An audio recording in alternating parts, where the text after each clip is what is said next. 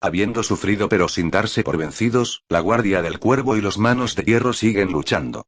A pesar de la masacre del desembarco en Isbanube, las destrozadas legiones siguen dispuestas a llevar la lucha al Señor de la Guerra Horus y sus traicioneros aliados.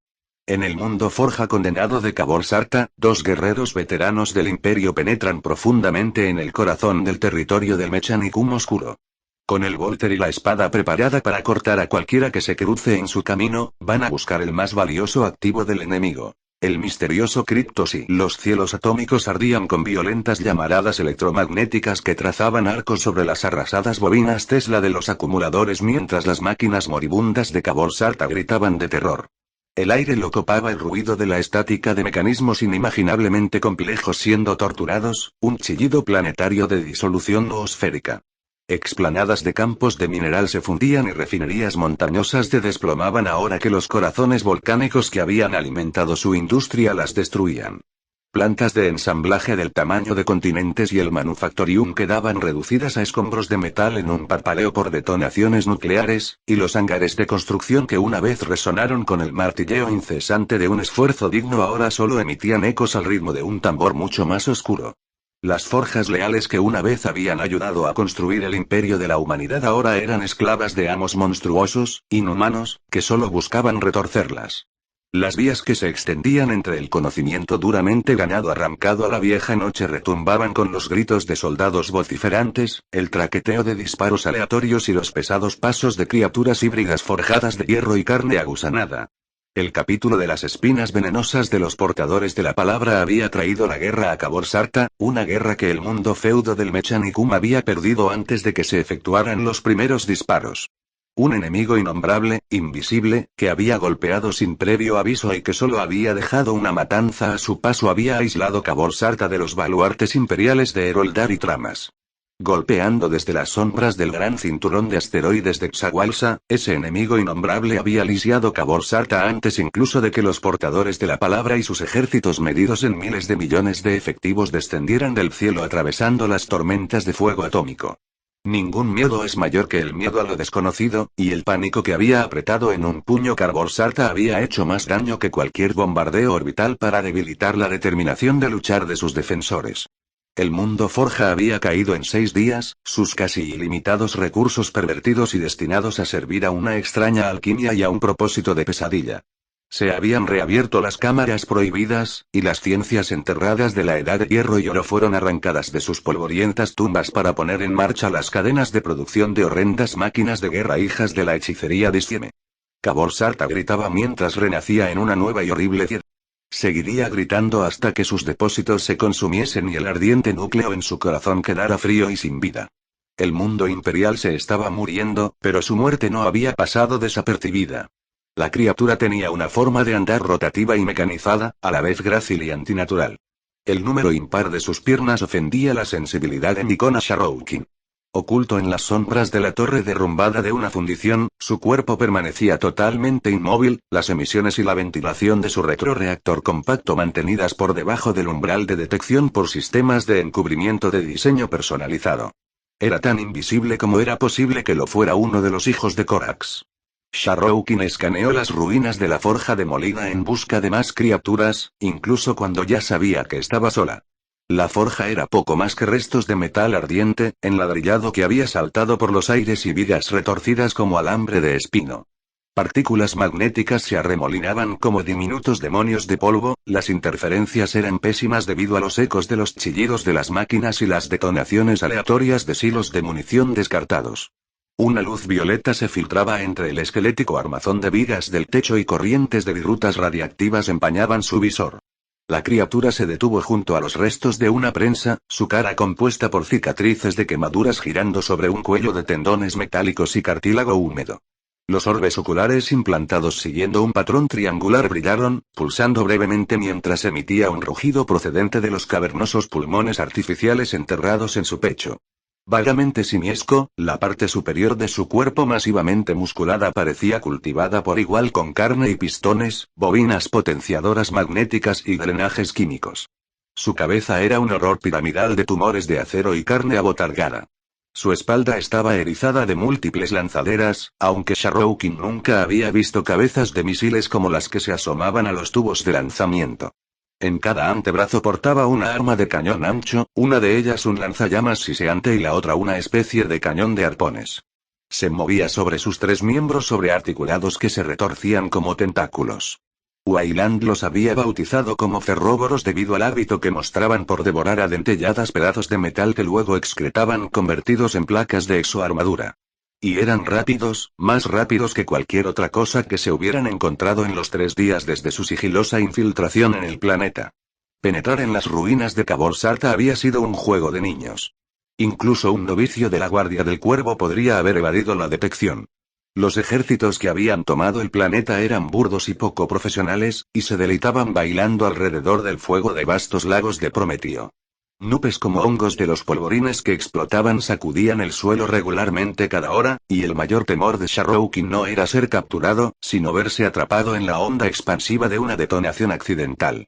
Tanto Sharroukin como Wayland tenían motivos para odiar al enemigo que había conquistado Cabor Sarta, pero demasiadas vidas estaban en juego como para arriesgar la misión en favor de ese odio. Desde su juventud como un luchador por la libertad en los túneles de Deliverance, Sharroukin había aprendido a usar el odio, a mantener cada aliento del mismo cautivo y listo para ser liberado, pero la legión de Wayland no era como la Guardia del Cuervo. Sabía que Wayland era un guerrero en cuerpo y alma, y ese pensamiento casi hizo sonreír a Sharroukin por lo que tenía de ironía. Ardía en deseos de sacar su fusil, pero Wayland había decidido efectuar el disparo. Una cascada de metal chamuscado y nubes de polvo irradiado se izaron alrededor de las extremidades tentaculares del ferróboro, y este chilló con una satisfacción abominable al inhalar bocanadas de escombros metálicos. Se movió hacia adelante, pisoteando el camino hacia el templo forja con un grotesco movimiento peristáltico. La criatura estaba casi en el límite del Manufactorium y Wayland aún no había disparado. ¿Algo va mal?, preguntó a través del comunicador encriptado. ¿Disparo yo?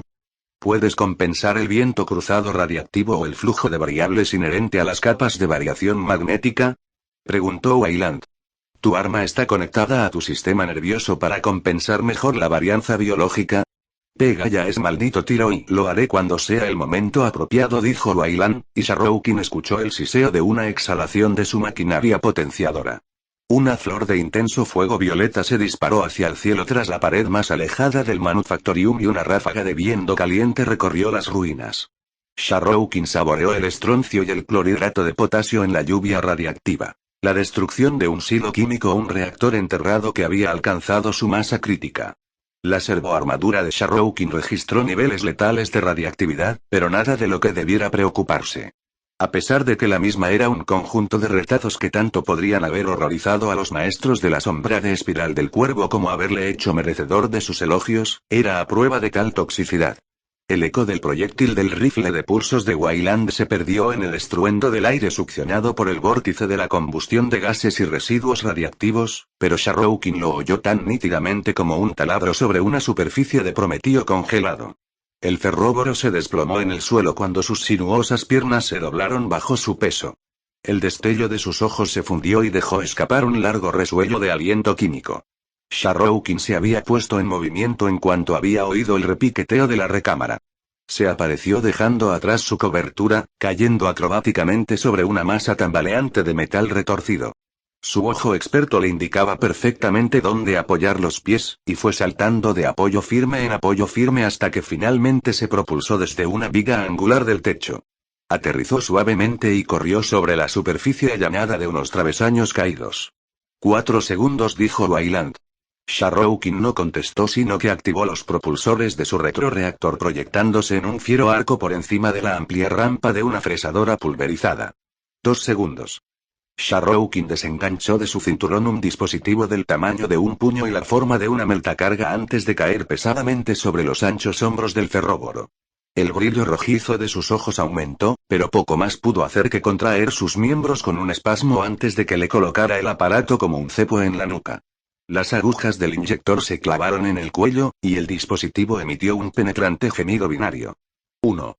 El ferróboro se alzó sacudiéndose de la espalda a Sharroukin, quien convirtió su caída en un descenso controlado, girando el cuerpo y su fusil a la vez.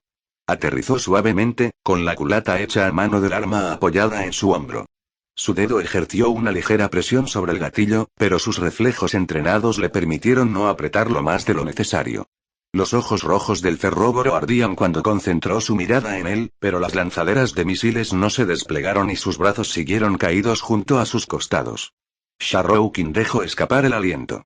Wayland surgió de su posición, su escondite en el amplio conducto de ventilación recortado en la única pared del edificio que quedaba en pie. Su Volter pesado modificado descansaba relajadamente en su hombro, como si acabara de abatir a un grácil herbívoro en lugar de a un servidor de batalla enemigo. Por los pelos, dijo Wayland. Si no hubieras esperado tanto para disparar no tendría que haber corrido tan lejos. Wayland se encogió de hombros.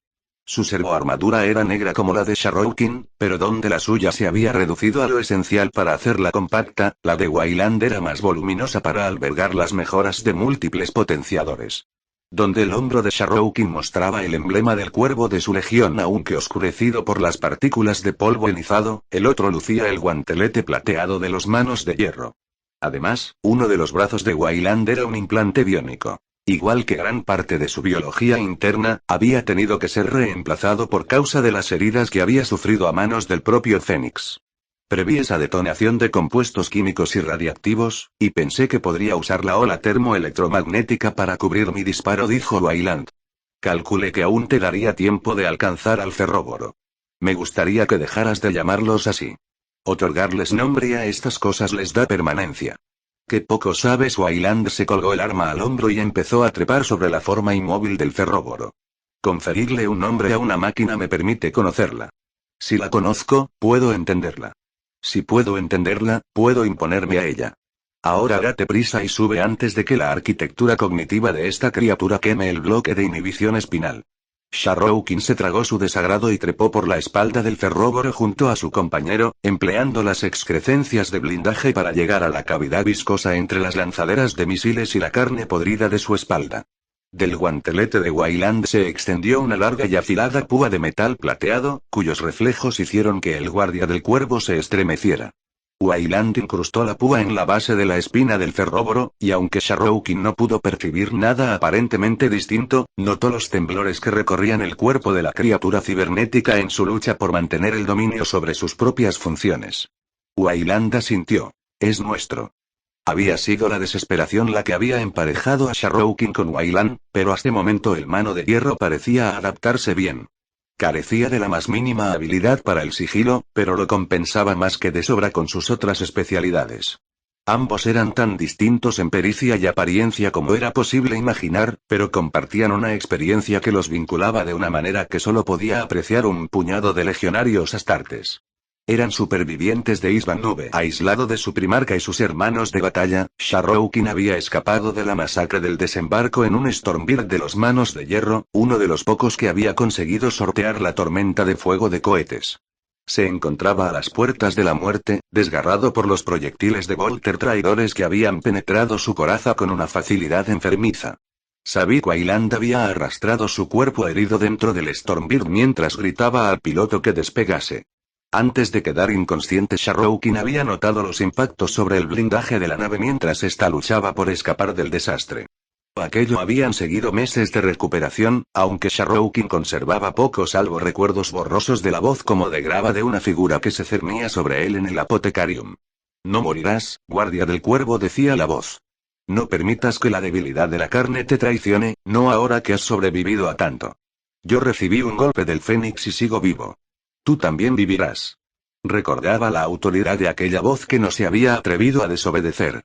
Había oído su amargura, pero no la había comprendido hasta que supo que Ferrus Manus estaba muerto, asesinado por la misma mano que había herido a Sabik Wayland. A la estela del desastroso contraataque dirigido al señor de la guerra, los manos de hierro buscaron una manera de tomar represalias. A pesar de la devastadora pérdida de su primarca, los hijos de Medusa se habían repuesto para la lucha un día después de reagruparse con las fuerzas de retaguardia que habían conseguido evadir la trampa de Horus. Durante los 6 meses siguientes, el comando fracturado que eran los manos de hierro había acosado a las flotas enemigas de una manera que habría hecho sentirse orgulloso a Corax. Atacando, retirándose y atacando de nuevo, golpeaban en cuanto la oportunidad se presentaba. Como un pugilista soñado que simplemente no puede quedarse tirado en la lona, los manos de hierro habían seguido volviendo a la lucha. Y ahora tenían un objetivo merecedor de su rabia. Para cuando las fuerzas imperiales se reagruparan para enfrentarse a la amenaza del sector Tramas era ya demasiado tarde para Cabor Sarta. Sus vastos recursos estaban ya en manos enemigas, y los traidores estaban coordinando sus considerables activos con el fin de arrancar los restantes mundos Forja del control del sacerdocio de Marte. Los comandantes imperiales estaban horrorizados ante la maestría para la organización que sus oponentes demostraban, y buscaban la manera de desentrañar las transmisiones astrotelepáticas interceptadas entre los mundos capturados y las flotas traidoras.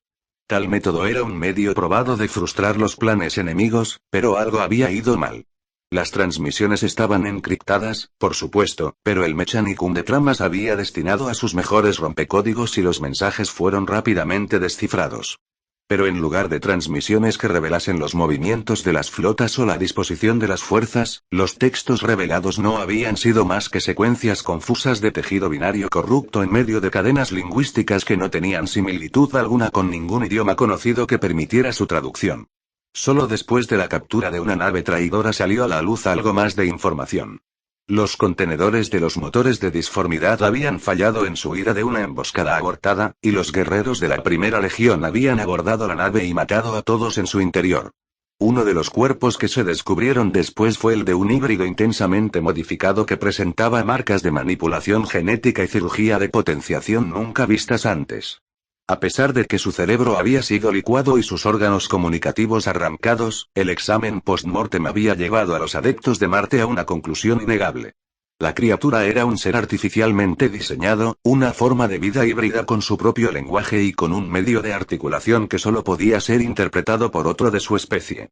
Era el perfecto codificador, uno cuyo cifrado el Mechanicum no tenía esperanzas de romper a menos que de alguna manera fuera capaz de tomar posesión de un espécimen vivo.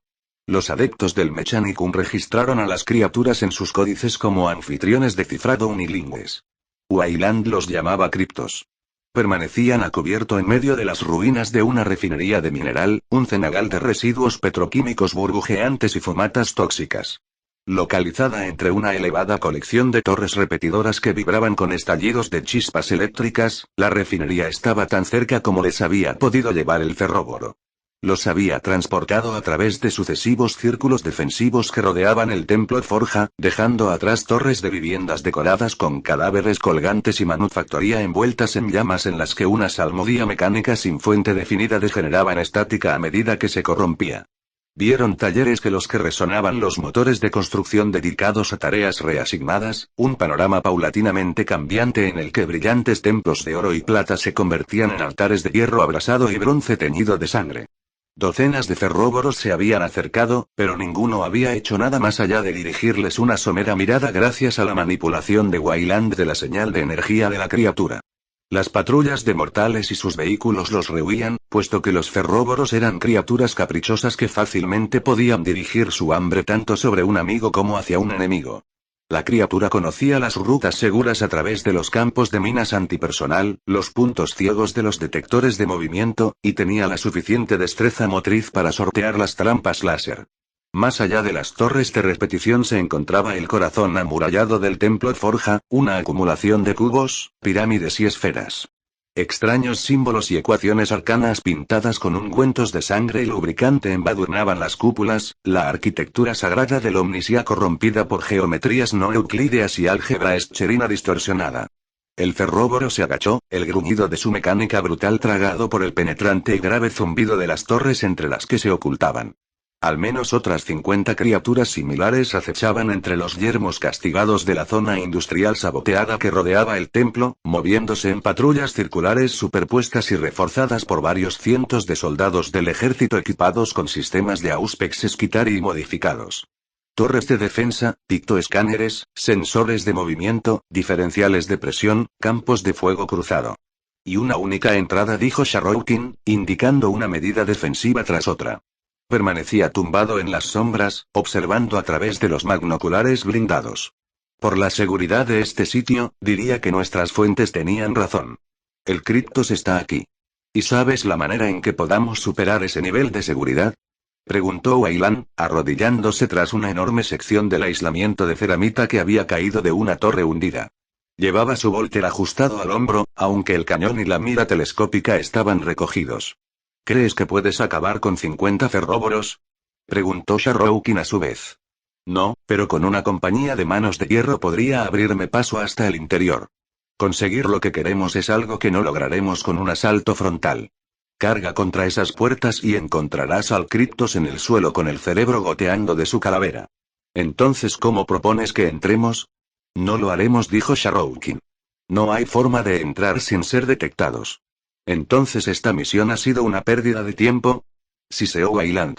Pensaba que la Guardia del Cuervo erais expertos en este tipo de cosas. Intrusiones encubiertas y operaciones tras las defensas enemigas. Lo somos, pero hay inserciones que simplemente no se pueden hacer. Algunas defensas son tan compactas que no hay aproximación táctica que te permita sobrepasarlas. ¿Lo que significa?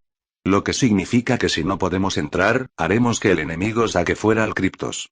Dada la devastación que había caído sobre el templo Forja, fue fácil localizar una caja de datos expuesta que vinculara el templo con la red planetaria.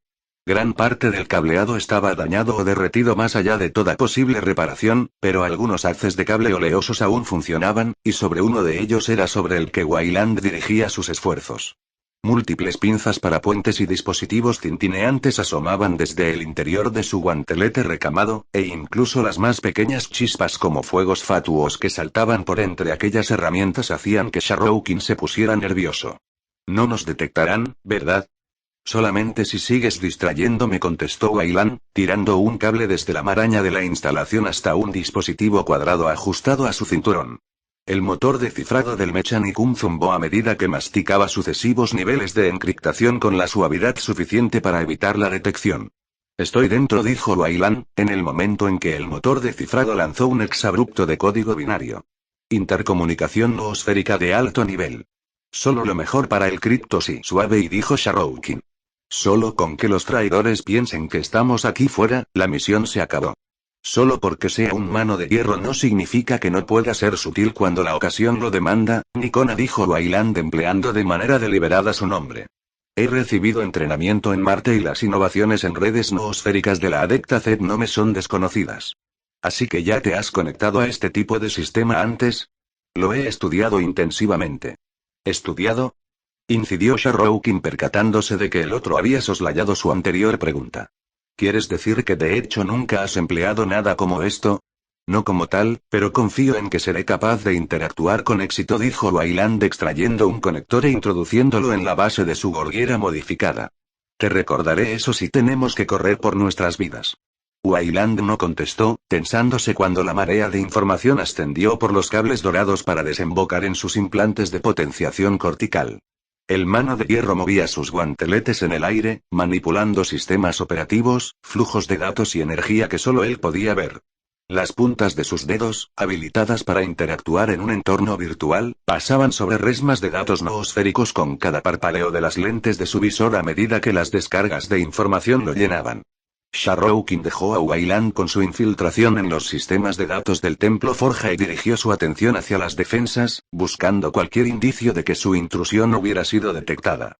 Me está ayudando, y susurró Wayland, y Sharroukin inclinó la cabeza para escucharlo. ¿Qué? La Forja, su voz sonaba distante y tensa. Odia en lo que se ha convertido y quiere que acabe con su sufrimiento. Sus sistemas están reescribiendo mi rastro. Sharroukin se apartó incómodo de la idea de que el Templo Forja pudiera exhibir algo que pudiese considerarse una conciencia. A pesar de que el Mechanicum era de un valor inestimable como parte del Imperio, su creencia en la existencia de una fuerza divina tras las máquinas que mantenían y construían era difícilmente conciliable con la verdad imperial. Pero como en la mayoría de los casos vistos desde un enfoque pragmático, la conveniencia y la utilidad superaban a la convicción. Lo tengo, dijo Wayland girando una mano e introduciendo lo que parecía un código de acceso en un panel invisible. Espera ver algo de actividad muy pronto. Sharroukin se volvió de nuevo al templo en el momento en que una cadena de sirenas de alarma resonaron por el complejo. Las luces de emergencia parpadeaban y las letanías de advertencia borboteaban de los altavoces montados en las torres de defensa. Un flujo de hombres armados se derramó del interior de las estructuras de hierro, una mezcla de ferales cortes de Skitari y unidades del ejército presas del pánico. No sé lo que has hecho, dijo Sharroukin, pero han salido corriendo aterrorizados. Con el consentimiento del templo he desactivado las barras de contención del núcleo atómico del reactor y alterado la composición de sus catalizadores para llevar a los isótopos a su masa crítica a un ritmo exponencial. Cuando lleguen a ese estado, todo lo que haya en un radio de 100 kilómetros será vaporizado. ¿Incluidos nosotros? No, dijo Wayland tamborileando con los dedos sobre otro dispositivo del Mechanicum que colgaba de su cinturón, nosotros no. Las tropas enemigas convergieron en un punto fuera de las puertas del templo, adoptaron una posición defensiva y esperaron. Un miedo palpable se apoderó del enemigo.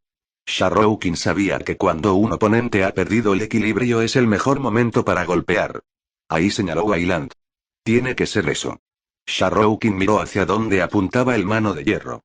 Un guerrero en una pulida servoarmadura roja sobre la que aleteaban tiras de pergamino selladas con lacre escoltaba a un adepto anodino vestido con una túnica negra. Aparte de la retícula de brazos mecánicos aumentados común a todos los tecnosacerdotes, aparentemente no había nada que indicara que aquel adepto era especial. Portador de la palabra, dijo Sharroukin, su voz atenazada por el odio contenido. La descarga magnética bloqueará el tráfico de voz, dijo Wayland. Pero tenemos menos de 5 minutos para hacernos con el Cryptos. Entonces pongámonos en marcha. ¿Está listo? Preguntó Sharroukin señalando con un pulgar sobre su hombro. Wayland puso en marcha el mecanismo esclavizado del ferróboro cautivo. Oh, sí, está más que listo. Géiseres de vapor radiactivo sobrecalentado escapaban de las bóvedas y las paredes del templo forja, los trazos de rayos invertidos marcaban con arcos la volátil atmósfera. A medida que el núcleo atómico del templo hervía hacia su propia destrucción, los sistemas de ventilación y los protocolos de dispersión se desactivaban intencionadamente o simplemente fallaban. Los pocos adeptos que quedaban en sus puestos descubrían que sus esfuerzos por evitar la inminente destrucción del templo eran frustrados una y otra vez. En el instante en que el caos del templo condenado alcanzó sus elementos estructurales, Sabik Wayland y el corazón máquina moribundo tomaron su venganza. El fuego automático de las torres de defensa cayó sobre las posiciones de los traidores como granizo compuesto de proyectiles antiblindaje. Los sistemas diseñados para detonar minas enterradas bajo ciertas condiciones simplemente volaron en una serie de explosiones como truenos que sacudieron la tierra y envolvieron las estructuras cercanas en rugientes bolas de fuego. Los ferróboros, convulsionados por las órdenes contradictorias que llegaban a sus implantes corticales, abrieron fuego y se abalanzaron sobre los Skitari para devorar sus cuerpos sellados de metal. Sharroukin y Wayland corrieron a través del infierno estroboscópico de explosiones y disparos con la fría precisión de dos depredadores. Wayland se movía con su rifle implantado que escupía ensordecedores proyectiles subsónicos. Cada uno detonaba en el interior del caparazón armado de un líder Skitari o un amo de disciplina, cada objetivo elegido cuidadosamente para dificultar que la cadena de mando enemiga restableciera el orden. Se movía en sincronía mecánica con el aullante ferróboro cuyas armas liberaban arcos de fuego y arpones electrificados, abriéndose paso entre los pocos traidores que los reconocieron como enemigos. Las lanzaderas de su espalda descargaban salvas de cohetes sobre los traidores apiñados, sus cabezas explotando y liberando una lluvia de cientos de granadas de plasma. Estallidos de abrasadoras llamas de fuego azul crepitaban entre las unidades traidoras del ejército, fundiendo metal y carne y hueso con un grotesco siseo. El fusil de Sharroukin era más ligero que el de Wayland, pero no menos mortal en manos de un tirador maestro. Cada vez que apretaba el gatillo astillaba un cráneo o desgarraba una garganta expuesta, disparos que se llevaban la vida de los objetivos antes incluso de que estos fueran conscientes del peligro. Está huyendo, dijo cuando vio que el portador de la palabra se cargaba al hombro al adepto y se precipitaba hacia una estructura de techo bajo en una de las esquinas del complejo del templo. ¿Puedes alcanzarlo?, preguntó Wayland, disparando su volter sobre el pecho de un aullante guerrero Skitari que lucía la piel ensangrentada de un animal sobre la dentada superficie de la guarda de los hombros. Por favor, y contestó Sharroukin. Vuelve conmigo en 60 segundos o no saldrás de este planeta. Sharroukin asintió y activó sus retroreactores, dejando atrás en su ascenso a Wayland y al frenético ferróboro. El portador de la palabra estaba demasiado lejos para alcanzarlo en un solo vuelo, y el guardia del cuerpo aterrizó ya en plena carrera, disparando su arma en modo automático mientras ganaba velocidad para el siguiente salto. Los reactores llamearon y en medio del arco que describió en el aire Sharroukin vio que el portador de la palabra alcanzaba la estructura, su techo despidiendo brillos irisados a medida que se replegaba para revelar una nave plateada con unos enormes propulsores adosados. No es el enemigo al que ves el que te alcanza y siseó Sharroukin sino el que no. Su fusil destelló y el portador de la palabra se detuvo en seco cuando los proyectiles de alta velocidad le perforaron el flanco de su casco y el hombro. Metal y ceramita astillados volaron bajo los impactos, y Sharroukin se cargó el fusil al hombro mientras aterrizaba resquebrajando la piedra del suelo en medio de una nube de humo recalentado. El guardia del cuervo extrajo 2 gladios de las vainas de sus hombros y se abalanzó sobre el portador de la palabra. El traidor se desprendió de su casco destrozado y Sharroukin vio que su cara era gris y cenicienta, cubierta con una intrincada red de tatuajes que se retorcían bajo la piel como gusanos de tinta sintiente. El portador de la palabra soltó al Kryptos y aferró su Volter. Sharroukin clavó uno de los gladios en el cañón del arma y enterró el otro en medio de la coraza pectoral del traidor. El guerrero gruñó de dolor y retrocedió cuando el siguiente proyectil de su arma estalló al dejar la recámara. Lanzó un puño, pero el guardia del cuervo ya estaba en movimiento. Giró alrededor del portador de la palabra y hundió el filo monomolecular del gladio en su cuello. La hoja de Sharroukin alcanzó la espina dorsal del portador de la palabra. Arrancó la espada y la cabeza de su enemigo descolgó hacia un lado desprendida del cuerpo. Antes incluso de que éste se desplomara, Sharroukin le dio la espalda y levantó al adepto de túnica negra del suelo. Su capucha cayó hacia atrás, y el marine espacial se estremeció al ver la horrible faz de la criatura. La cara era tan pálida como la suya propia, pero la mitad inferior era una matriz de pesadilla de partes móviles, emisores augurales, parrillas de voz y elementos productores de sonido que no se parecían en absoluto a nada que Sharroukin hubiera visto antes.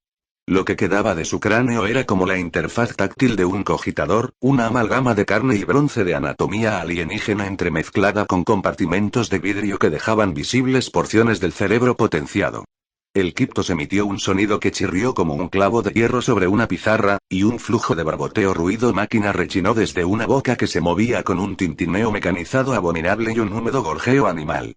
Justo lo que estaba pensando, respondió Sharroukin, cargando al Kryptos sobre su hombro y activando el icono que indicaba la posición de Wayland. El mano de hierro estaba en medio del fragor del combate, bajo la sombra del cerróboro que desgarraba a sus antiguos aliados. Sharroukin saltó por los aires dejando tras de sí una estela de fuego, aterrizando en el cráter de la detonación de una mina sónica. Un segundo salto lo propulsó sobre un grupo de aterrorizados mortales y con el tercero aterrizó al lado de Wayland. Por los pelos como siempre. El núcleo ha alcanzado la masa crítica. ¿Cuánto queda?, preguntó Sharroukin, descargando al Kryptos del hombro. Wayland desenganchó de su cinturón el dispositivo que los adeptos del Mechanicum le habían proporcionado y lo colocó en el suelo en medio de los dos. Levantó la tapa del seguro y colocó el pulgar sobre el interruptor. ¿Listo? Hazlo, contestó Sharroukin en el momento en el que el cielo centelleó con una luz imposiblemente brillante y la furiosa radiación borró el templo forja de la faz del planeta en medio de una nube de fuego nuclear. El tiempo dejó de tener significado. Sobre Sharroukin transcurrió una era, un parpadeo, un período de tiempo imposible de calcular. Las luces y las sombras se extendían y se difuminaban, el mundo más allá de la fulgurante burbuja de irrealidad que los resguardaba de la aniquilación atómica se movía como una bobina de pictografías acelerada. No podía moverse, no podía pensar y a todos los efectos no existía. El mundo volvió a enfocarse bruscamente cuando el temporizador del generador de campo de éxtasis llegó a cero. Unos vientos ardientes los envolvieron, irradiados y cargados de elementos tóxicos que volverían inhabitable la región de Cabor Sarta durante milenios. No quedaba nada del templo forja, solo una llanura cristalizada y una hondonada en la tierra donde su núcleo fundido se había enterrado profundamente en el manto planetario. Una nube en forma de hongo de kilómetros de altura desprendía furiosas llamas y las ondas de presión emitidas atronaban en la atmósfera como mazazos. Tornados cáusticos de metales pesados bullían en las ruinas de pesadilla que había dejado atrás la explosión atómica, y tormentas de rayos rugían en meles electromagnéticas. Wayland permanecía aún arrodillado junto al generador del campo de éxtasis, soportando impertérrito las secuelas. Sharroukin dirigió su mirada a la devastación que los rodeaba, maravillado de que hubieran sobrevivido en el punto cero de un holocausto nuclear. Creo que todo ha ido de manera satisfactoria, dijo Wayland. Estamos vivos y tenemos al Kryptos, asintió Sharroukin, mirando cómo la rastrera criatura adecta se enroscaba en postura fetal, balbuciendo en su incomprensible y antinatural criptolenguaje mientras la radiación asaltaba su frágil cuerpo. Y los traidores no serán conscientes de nuestra implicación. Para todos esto no será más que una fusión del núcleo accidental. ¿Crees que el enemigo creerá eso? Dada la falta de disciplina y de pericia mecánica de las fuerzas de ocupación, tal suceso está muy lejos de ser infrecuente, contestó Wayland. Creo que nuestra presencia no será detectada. Sharroukin asintió y activó la baliza de teletransporte integrada en su servoarmadura para mandar una señal a la nave de los manos de hierro oculta entre la basura orbital flotante alrededor de Cabor Sarta. Las tormentas electromagnéticas cubrirían cualquier rastro de la teleportación, y se habrían marchado antes de que las fuerzas enemigas llegaran para registrar la zona arruinada. Buen trabajo, Savik Wayland. Buen trabajo ciertamente, Nikona Sharroukin. En conclusión, pensó Sharroukin, era un mal día para ser un traidor.